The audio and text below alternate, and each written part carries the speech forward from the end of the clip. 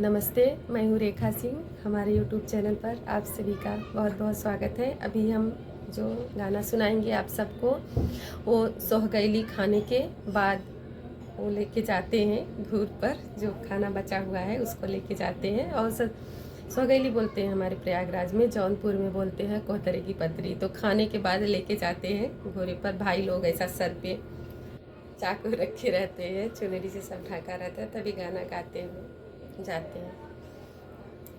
सीकिया कड़िया फंदाव भैया कवने, सिंह फंदाया भैया कवने, सिंह लाई चल कमरू के देश, कमरू के देश बहिनी बड़ी दूर बाटे, अरे बड़ी दूर बाटे, अरे मरी जाबू भूखिया पियासी, सहिले बई भूखिया, अरे सहिले बई पियासिया, अरे सहिले बई जेठवा का घाम।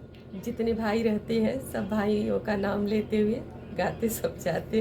रियल में धूप बहुत रहती है उस समय। जून मई में जिसकी शादी रहती है धूप तो रहती है।